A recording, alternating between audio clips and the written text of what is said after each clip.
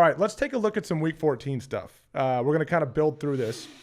And, you know, I love hitting these Week 14 or these reactions when we do by Wednesday because there's been a lot of, like, some stuff has already been vetted out. Everyone's watched highlights. Everyone's seen some analysis of this stuff. But we like to get a little more big picture with what we saw in Week 14 and what it means moving forward. Some interesting things that took place. Houston pulling off what I would say a minor upset from a spread standpoint. They were +4, I think it went off at, against the Chiefs. Now, a lot of us are kind of delusional about the Chiefs. We keep thinking, like, they'll figure it out. Like, I took the Chiefs, I think, -4.5 in that game. And I'm the idiot that was like, oh, they're at home. Must win. I think I parlayed them in a money line, too, where I'm like, they're at least going to win. And I just refuse to accept what my eyes are seeing. And that is they're down 3 offensive linemen. In critical moments, the Chiefs just simply don't execute anymore. Now, could it change for next year? Sure. But right now, they simply don't execute. Rashee Rice dropping the ball. Travis Kelce. These are good football players. Travis Kelce dropping the ball. Mahomes missing throws. Very questionable 4th down decisions. I mean, Andy Reid going for it when your team is tied 10-10. So not only is your offense not doing much, but your defense is playing really well. Yeah. And Houston's offense is not very good. Yeah. The Houston's offense is adequate, not great. And to go for it in your own territory on 4th down is reckless. It's an unnecessary risk in that situation because if you don't get it, I think you're kind of telling your defense too, like, you guys are doing great, but like we can't win like this, and we got to go for it. And if you don't get it, and by the way, their offense hasn't been very good in those situations this year. At the very least, Houston's getting a field goal right there, and that could be the difference in the game. I was very surprised. Andy Reid admitted it was a mistake. He got caught up in the moment, got caught up in the emotion. Yep. Very surprised they did that. But this Chiefs team, I mean, are we witnessing the end of the dynasty? I don't know about that. But this Chiefs team, going back to my prediction in Week 4, where I'm like, I don't think this is a playoff team. And then they started to correct things, and I was like, oh, boy, I might have been wrong. This is not a playoff team, obviously. Yeah. And the biggest difference, now granted, offensive linemen are missing. Mahomes is not healthy. He's hobbled a little bit with a knee going on too. Yeah, he was heating it up on the sideline. Yeah, and he doesn't look right throwing the ball. He's missing throws, just a hair late on some throws too. I saw a lot of good throws that weren't great throws that led to incompletions. Like that deep one to Tyquan Thornton. That should have been a touchdown. Tyquan Thornton should have caught it. Yeah. But it wasn't a great throw. Yeah. He threw it behind him a hair, and that's why it was incomplete. Yeah. Whereas Mahomes almost always puts that on the front shoulder, go make a play. Yeah. So it's just different. Houston, on the other hand, this very dangerous team you don't want to see right now. They get after the passer. The offense is just good enough. What we saw, so I guess what I'm getting here is it was big what we saw the other night with Houston beating the Chiefs and watching the Chiefs, at least for this year, say, we're just not there, and we've got some corrections to make. We've got some changes we're going to have to make going into next season. Well, I think this was the point of this season where everyone's like the Chiefs. I mean, everyone's been holding on to the Chiefs will make it. They're going to make a run. Like even last episode, it's like, they can win all 5. I think you were one of those people too, right? I was, and but I will say this after watching it, the 4th down call, it is an emotional. The game's emotional. As a play caller, if you think you can just call plays from a sheet and like fans think like, oh, you're just calling play. Listen, the game is emotional. Like you're making emotional decisions. You can tell that the emotions got the best of Andy, and he knew it. Like even when he did that after playing for him and like feeling the rhythm of the game and where they were and how their offense was playing and how their defense was playing, unnecessary risk. That was a punt.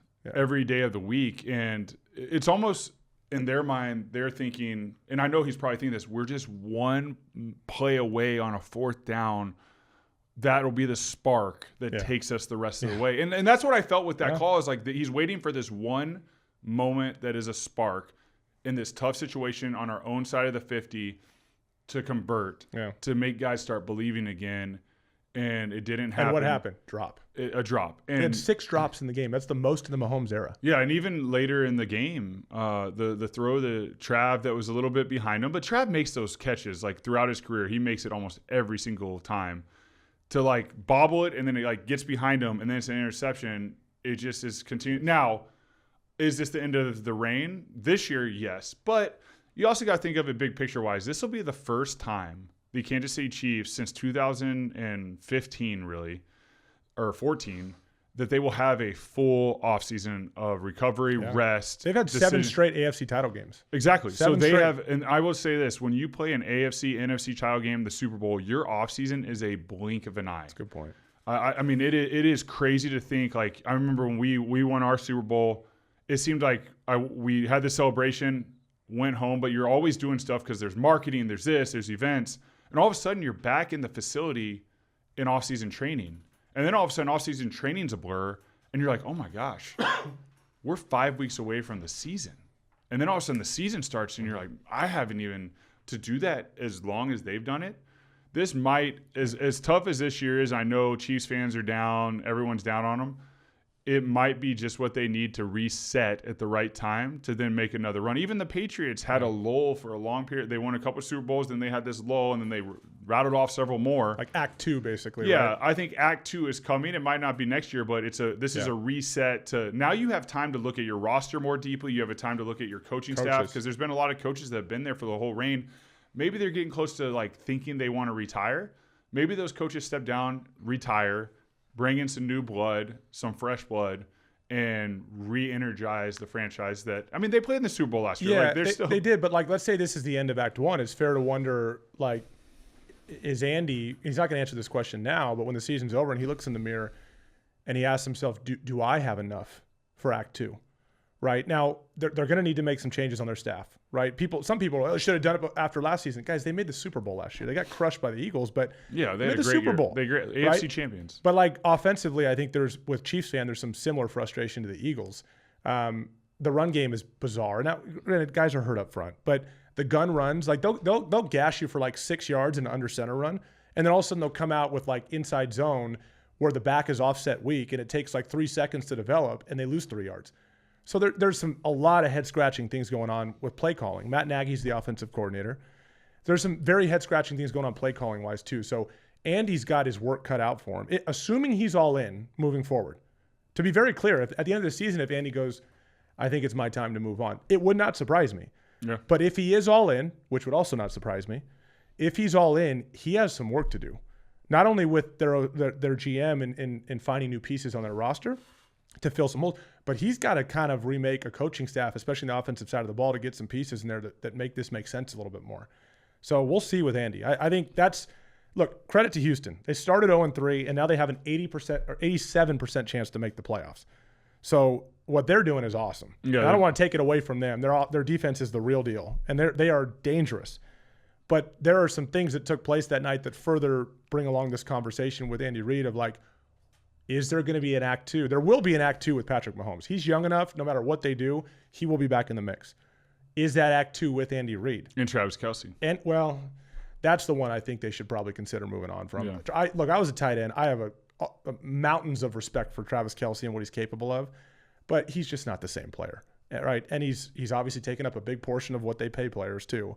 And they need more youth at that position. Yeah. Could they keep him around? Sure, but they need more youth and playmaking at that position. Yeah, right? And you got to ask yourself too with Trav, like if for some reason he's not the premier tight end that's in the game plan, is he going to want to do that? Yeah. Because that's a different He's role. got other aspirations too. Yeah, and he's doing so many other things. He's doing them at a high level, and he's got a lot going on in life. He's had an amazing career, Hall of Fame career. I mean, there's going to be a lot of questions, but they're going to have time. They're going to have the most time they've had in a long time in the offseason to really think through all these decisions. I think everything you said right there is a fair assessment, and it won't happen until the offseason. But I will say this. A team that really doesn't have much of a chance now to make the playoffs. I think there's still like a small percentage chance. Yeah, they're not totally out. They're not totally out. They need people to lose. They still, I don't think anyone believes, but that doesn't matter. It doesn't matter if you and I don't believe. As long as they find a way to believe in that facility, anything is possible. They have the leadership there to do something special still. I still know that from playing for Andy, and like Pat's there, Trav's there, Matt Nagy's there. They're all there. They've done it. They know this. I haven't seen it on the film. There's too many fundamental errors to like think they can overcome, and they're losing an Arrowhead left and right. So, but I mean, they still got a chance, and I know they're still going to put their best foot forward. Like they want to find a way. They're not just like, all right, the season's over. They're going to go to work, and they're going to try to find a way. Even with Pat's press conference, you can see, it hurts, it's tough, but it's a little bit of adversity that he's facing, but he's going to be all right. He's a leader, and they're going to find a way to finish the season strong no matter what. So Mahomes was, again, hobbled by a knee. His passer rating in this game was 9. This is almost hard to watch because even if you hate the Chiefs, the NFL's more fun to watch when the Chiefs are good. Yeah. The Chiefs are slated to play on Christmas Day against the Broncos. That game doesn't have the allure that it once had. And I'm sure when the league scheduled that game, they're like, that could be for the AFC West. That's not going to be the case. But Mahomes was hobbled by a knee. 19.8 passer rating. His career worst. 19.8. 3 interceptions, 42% completion. Now, granted, 6 drops doesn't help you. but it's almost hard to watch at times because we've never seen this version of the Chiefs, and there may be some changes ahead. All right, Rams, huge bounce. So if we do the power rankings, I think Nick and I would both agree, like we put the Rams at the top or very near the top, 1 or 2. The Rams, to me, what they did in Carolina was tough. It was a 10 a.m. Pacific game. Matt Stafford threw a couple of key interceptions that changed the game. Excusable loss. The Rams, to me, are the most well-rounded team, probably the best team in football. I think they're better than the Broncos. I think they're better than the Patriots. They bounced back in a big way against against Arizona, at Arizona. They won 45-17. Get this. Talking about dominance, playing well at the right time. Through 3 quarters, the Rams had 445 total yards, 27 first downs, and they averaged 8.2 yards a play.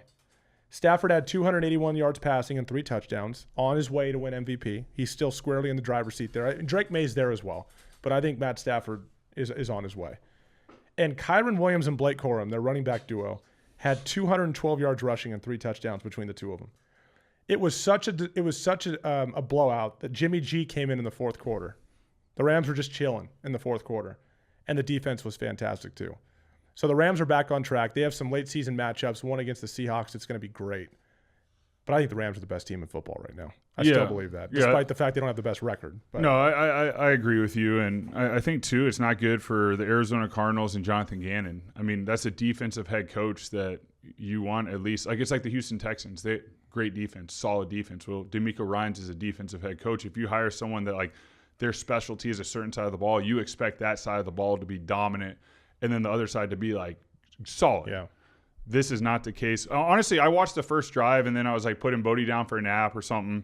And I remember watching, and, Jacoby Brissett just right down the field, boom, boom, boom, like 3 for 3, 4 for 4, like 60-something yards and a touchdown. I'm like, man, Arizona looks good. And before you know it, they're just getting crushed. And it's not good for Jonathan Gannon. His overall head coaching record. In Arizona, historically, it's been tough to win there. They haven't consistently won there, but he's 15-31 in regular season. His first season was 4-13. Then he was 4-13.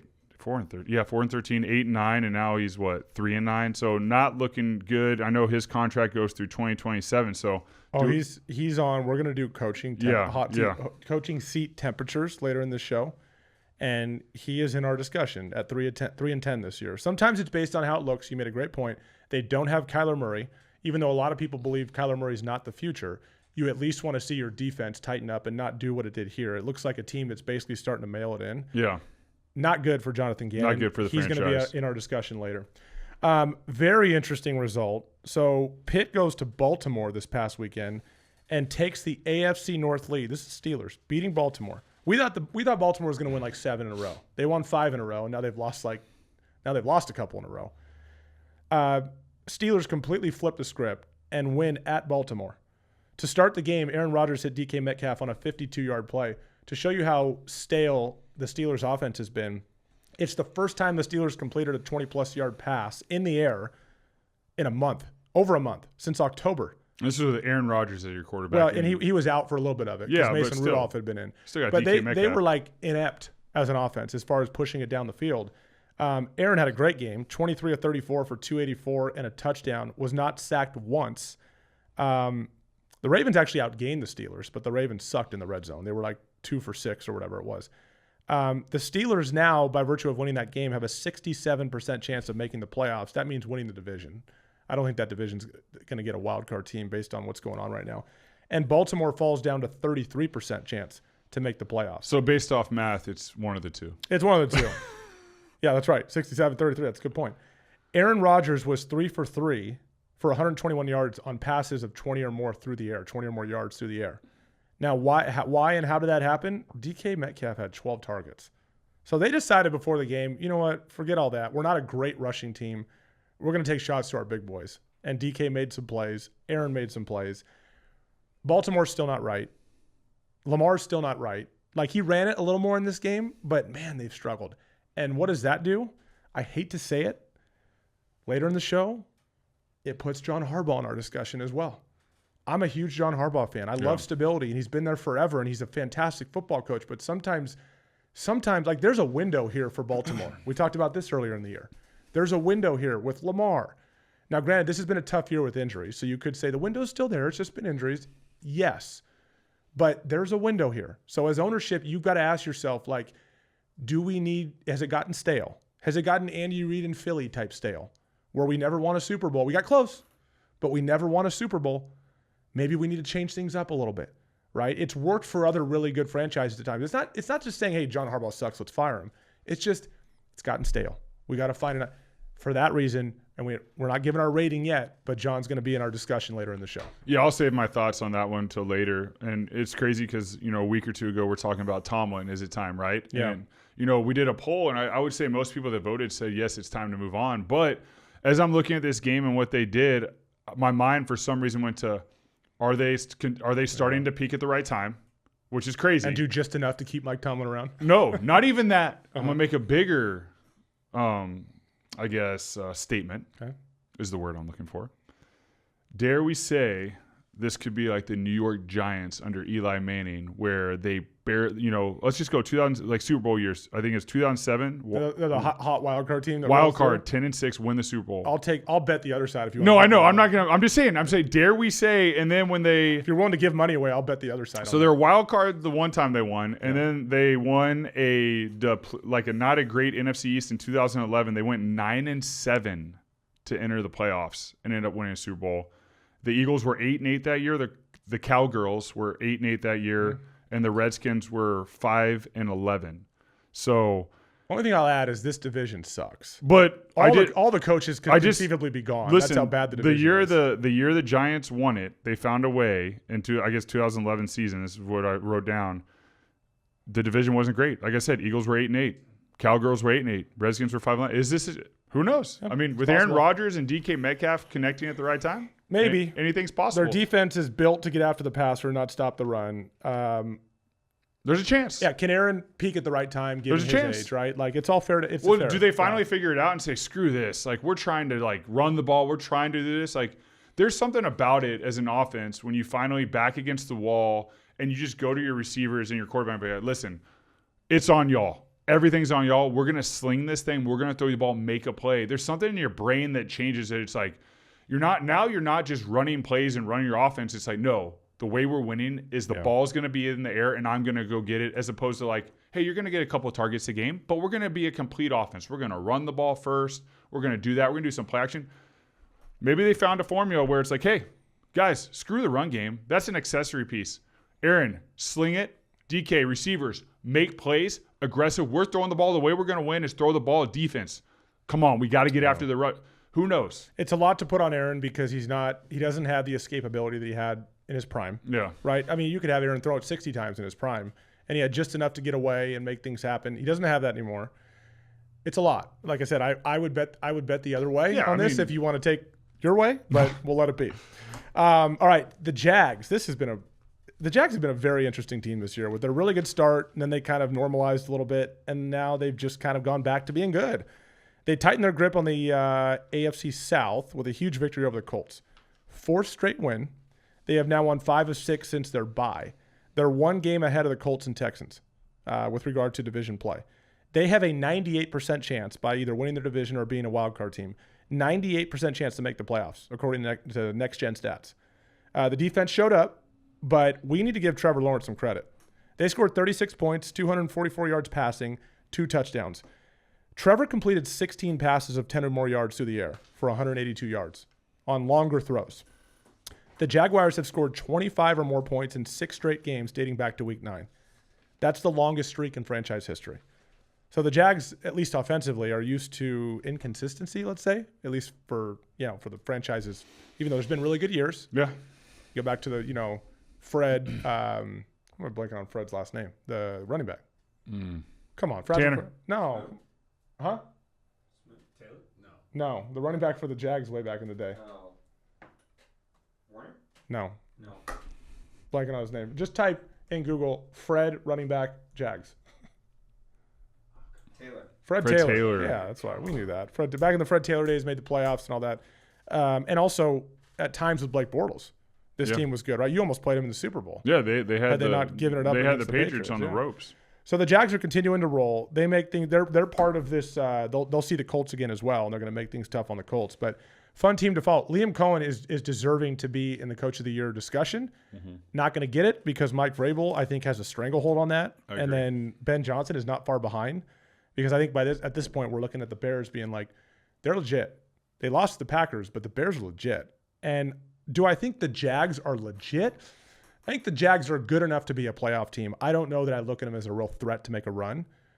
The Bears, to me, I think are more dangerous than the Jaguars. And so I would put Vrabel, Ben Johnson, then Liam Cohen in that discussion.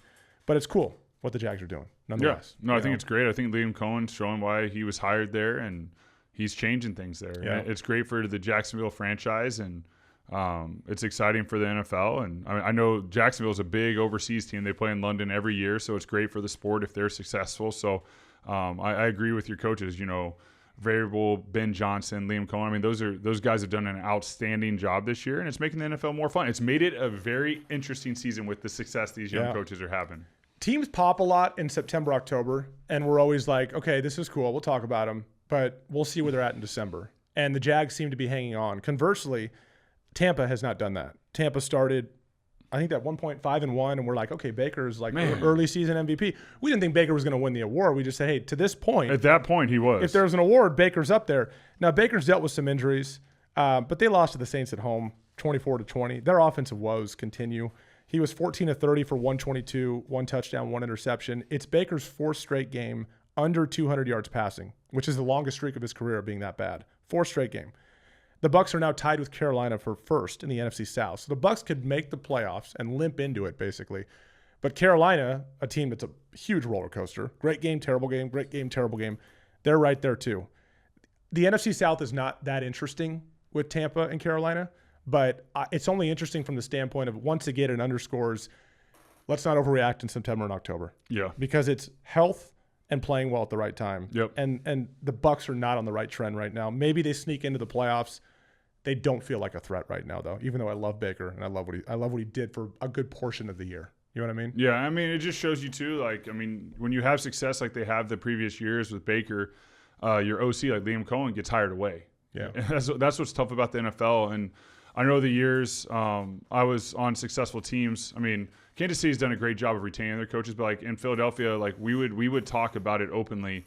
Hey guys, like don't take this moment for granted. We have everything in this building we need to win a Super Bowl. We have something here to do something special.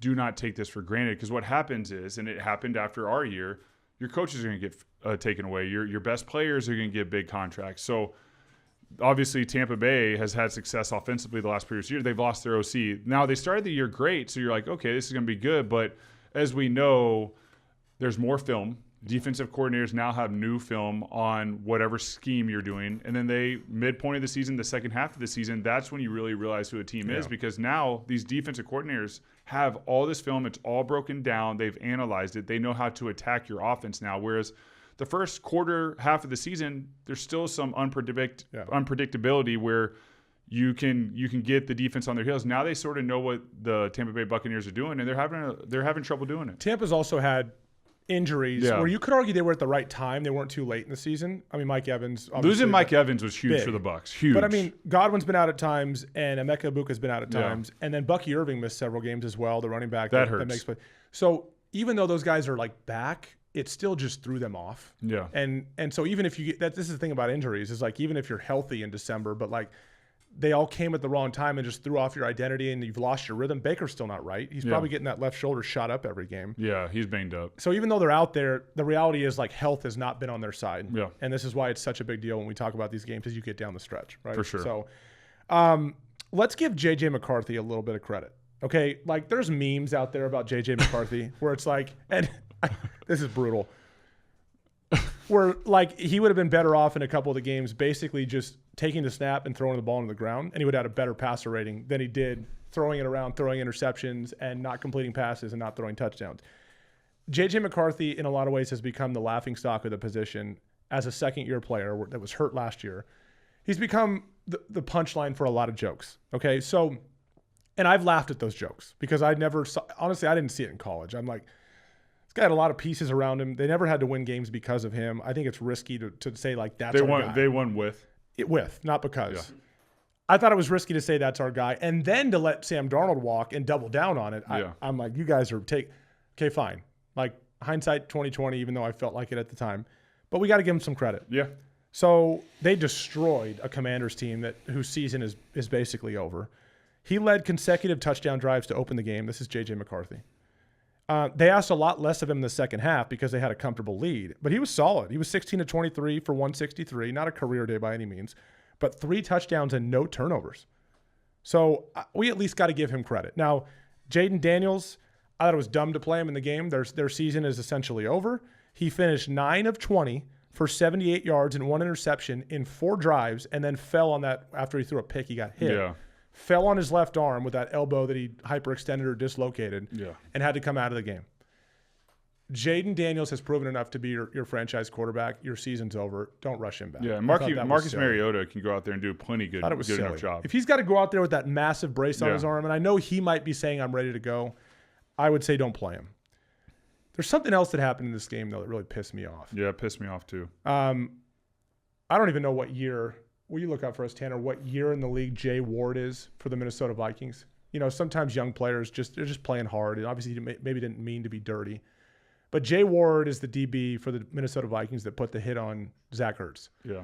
He entered the league in 23, so this would be... Yeah, he's younger. Okay, so he's a young player, right? Maybe doesn't understand how this works. And some might say, this is a low-hanging fruit that I don't want to hear. If you put it in the comments, like, we're going to delete it. Is it possible to delete comments? Because this is the worst take. And the low-hanging fruit is, where's Jay Ward supposed to hit Zach Ertz? You can't hit him high anymore. You can't hit him in the head.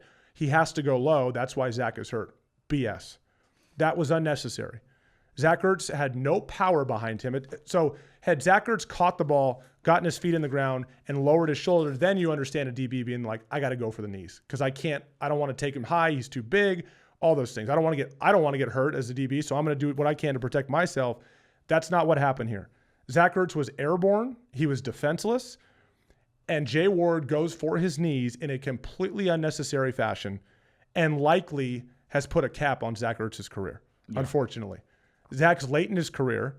Could he come back from this? I don't know how. I mean, we've heard maybe more than one ligament, at least the ACL. Yeah. You saw Zach sobbing after the game because I think the realization is in Zach's mind, and Zach hasn't told me this, I'm just speculating. Yeah. The realization probably was this is probably it, right? Zach was year to year anyways from a retirement standpoint. Yeah. And you have a devastating knee injury like that. Thankfully, his knee wasn't in the ground. It might have been even worse. But he still tore his knee up the way he hit him. Yeah. And to watch Zach sob like that was, and I understand football brings about this kind of risk. I get it. I played the game. I understand. I've had many injuries. But I thought the hit was total BS. Now, I'm not going to say Jay Ward's a dirty player because Jay Ward is young and probably a little naive when it comes to this stuff. But when a guy like that catches the ball the way he did, you do not need to put your helmet into his knee. Completely unnecessary to do that. And for the record, I won't tell you who it is because he can say it himself. I spoke to a DB who's probably a Hall of Famer, not yet, but going to be, about this issue. And I said, hey, tell me, do you think that was a dirty play? Because this DB I'm talking about, who has a very big name guy, usually will take the side of DBs and say, yeah, you don't understand how hard it is for defense. The offense has all the rules in their favor. Even he was like, totally unnecessary, dirty play. Is Jay Ward a dirty player? I don't know that. I'm not going to say that. I don't know Jay Ward. I haven't watched him enough. But was that a play that was unnecessary and dirty? 100%. And I feel for Zach Ertz. It was very painful to watch that play out. And I know you were a teammate of his as well.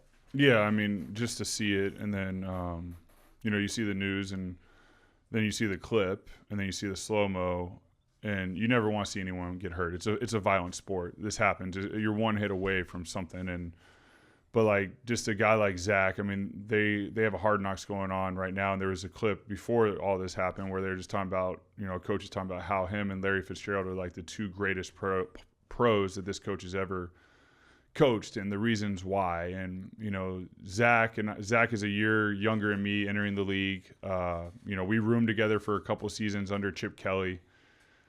So I got to see his work ethic, him as a player firsthand, and just like every single part of every single day, he is doing something to maximize his talent, whether it's getting ready for practice, studying the playbook, asking the quarterbacks questions after practice, recovery, during practice. Hey, how can I run this route better?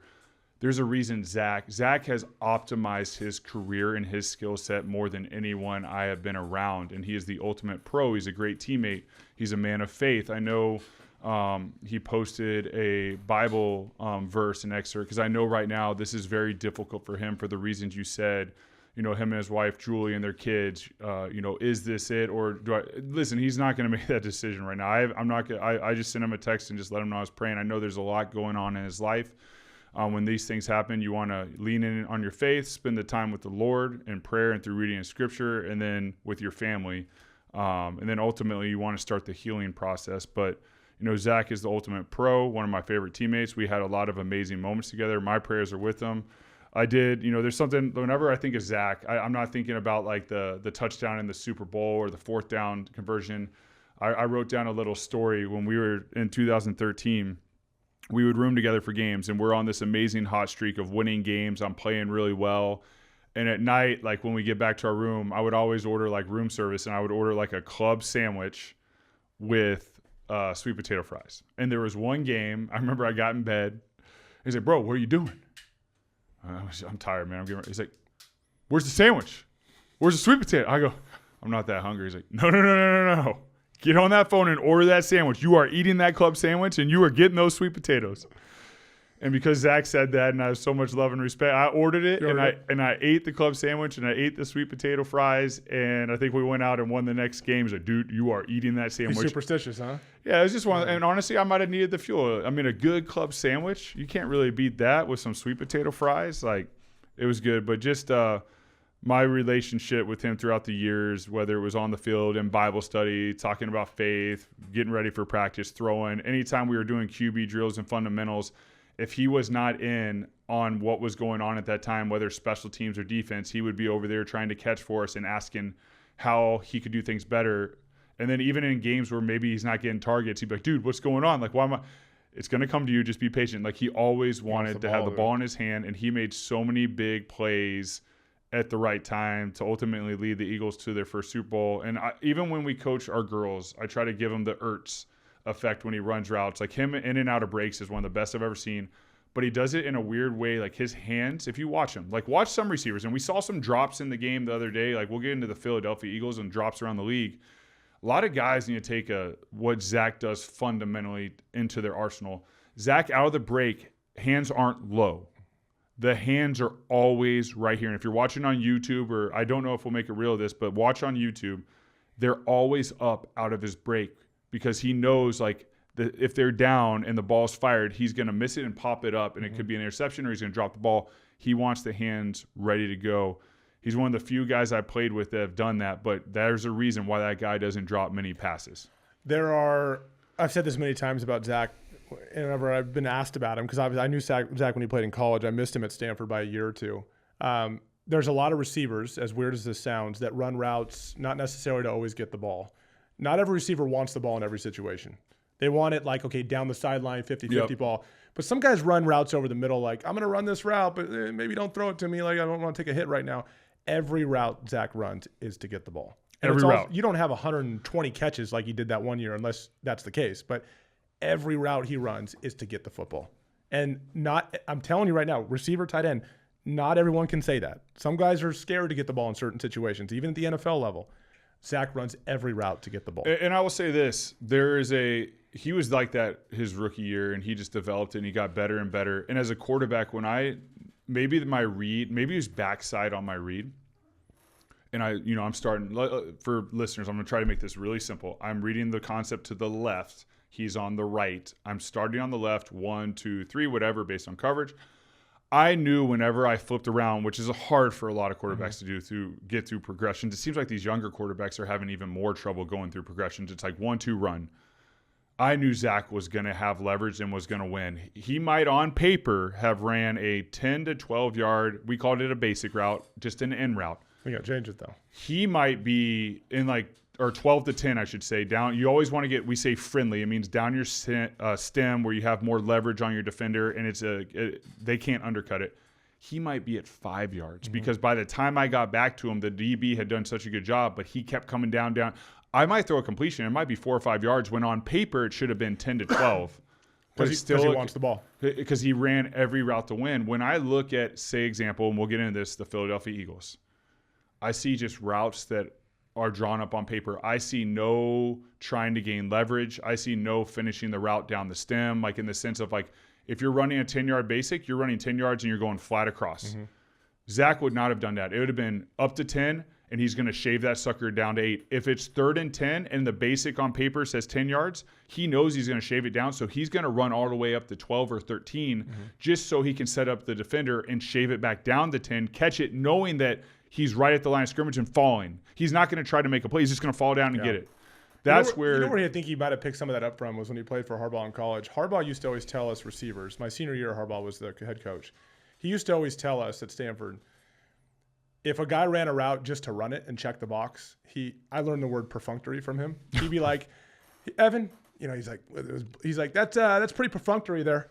And I'm like, what the hell does that mean? And like we barely even had phones at that time, but I'm like, give me a dictionary.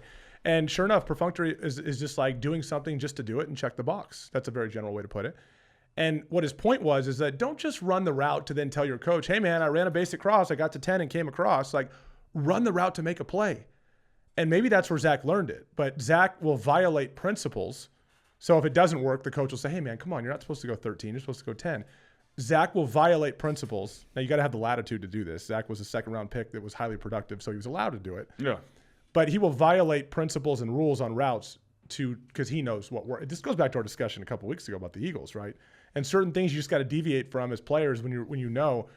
And it's funny too when we talk about the Eagles because the Eagles right now lack a true volume receiver. So AJ and Devontae are great players, but they're number ones on the outside that are more downfield 50-50 balls, and a true volume receiver / tight end is a guy like Zach, a guy like Amon-Ra St. Brown, a guy that's going to have that is capable of having over 100 catches because of the types of routes they'll run. You don't get 100 catches only lining up on the outside. Yeah. It doesn't happen, right? Puka Nakua's a volume type receiver. Makai Lemon at SC, who's going to be in the draft, volume type receiver. Volume receivers run routes a little bit differently. And right now the Eagles lack that, and that's where I give Jalen a little slack. It's like, look, Dallas Goedert's good, but he does not have a guy that is a true middle-of-the-field volume type pass catcher. You might say, oh, no, he's on the roster. Okay, fine. Well, they're not using him that way. Whoever you think it might be. I heard some people say, is it Jahan Dotson? Some people would chime in. Is that who it was on their roster, number 2? Dotson. People would chime in, oh, no, he's that guy. Well, okay, fine, but we're not seeing it. I'm just telling you, they don't have it, right? So, all right, Zach, we love you, buddy. Praying for you, bro. Yeah, really, really, really sad to see that take place. And by the way, the ball was not good. I think it was Mariota that threw it because Jaden was out. Dude, that's hard. That's a hospital ball. That's when you're a quarterback. And you got to throw that ball low. I always told our guys, I mean, as a quarterback, I always let them know I'm going to do everything I can to protect you. Ball. Like if I feel like it's that and I'm going to put you in a position, I'm going to move on to my progression and check it down. Yeah. There are times where it might be like low or like maybe I throw – that's a throw. If I saw that, I would try to back hip him. Might be incomplete or he catches, spins, and but like as a quarterback, you miss some, unfortunately. You missed that one. But we're praying for you. And I think Zach. Marcus feels bad for that one too. Yeah, Marcus is a great dude, man. He's a great player, a great leader, and All right, real quick here. We all expected the Broncos to beat the Raiders. That was no surprise. It was an 8.5-point line. And for those of you that follow lines, you're like, okay, Broncos are up 10. This looks safe. Raiders don't look like they're going to be able to move the ball. And there's almost no time left, so the Raiders probably aren't going to kick a field goal. Maybe they do if there's like 30 seconds left. A very odd sequence towards the end of that game.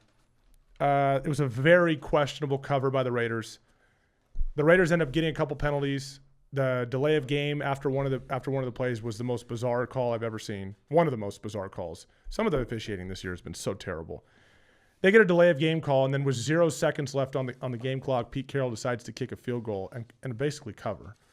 That's the only explanation. And in the NFL, it's not like our youth sports league where points and goals matter based on placement. That doesn't happen in the Pete NFL. Pete could say like, "Oh, I'd rather lose by 7 than 10." But no, in the NFL, that's not a thing. You always see a Hail Mary at the end in that situation. I've never seen anything like that in my entire career. So one cool thing that came from this game is Bo Nix had a great game. It's 3 straight games of him being like a high-level passer, which they need. As they get down the stretch, they really need him to start playing at an even higher level than he has. But the cover by the Raiders, gambling is much more normal in sports these days. It's everywhere, right?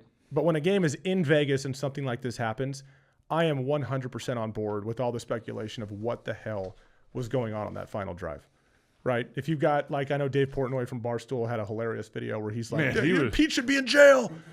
throw everybody in jail. How much did he bet on that game, man? I don't know, but the He had to point bet still a lot. stands. Like it is bizarre. There are many things that go on in sports with regard to covers that are very bizarre, and then you see specials on Netflix and whatnot where you're like, yeah, there's some stuff going on behind the scenes. Maybe don't impact who wins the game, but they impact who hits a spread. And what happened in the Raiders game was very weird. It's gonna be under Does it warrant an investigation. investigation? I don't know. Will we ever hear it? I don't know. They're for sure investigating that. But there are so many times that, like, the week before, Dallas gets that offensive pass interference call going into score. That's the worst call I've seen in the NFL in over a dozen years. Easily. Worst call I've ever seen. That was bad. I mean, that is completely inexcusable. And it impacted the line. So yes, so fans, we played in the NFL. And I regularly wonder when I watch things, what the hell is going on? How does that call happen with respect to the line on that game? You can't tell me there's not correlation between the two. I wonder about it all the time, and I'll just leave it there. All the time when I'm watching games, I'm like, something's up. Yeah. Something's up, right? And you might say, well, as players, did you ever feel that? No, I think as players, it goes over your head. It isn't I think the players are completely like, wait, what? There are higher forces, like powers that be, that are involved in dictating some of the outcomes of these games. I have no question in my mind. Well, and this about game was played in Vegas, right? Yeah. I mean, that makes it even crazier. And then lastly, Bears-Packers was great. You got to take the Bears seriously. We've talked a lot about Jordan Love on this show. He's got 7 touchdowns the last 2 weeks. Jordan Love is to be a good quarterback, and I'm not even a quarterback, Nick is, but I think you would agree with this. You've got to be able to throw with touch, throw with anticipation, and throw with accuracy. Okay, I did not just say you have to be able to drive it down the field with amazing arm strength. I think there's a bare minimum of arm strength that is necessary, but it's not. But once you're above it, it doesn't matter if you're way above it or a little bit above it. It's around You 50 can be yards. great. You can be great. It's not as far as you think, like 50 yards. Jordan Love, I don't see him all that often like driving the ball down the field into tight windows with an insane accuracy or insane velocity, because I don't think that's that important. What I regularly see from Jordan Love is throwing with touch and anticipation. Which is more catchable. All his balls are catchable.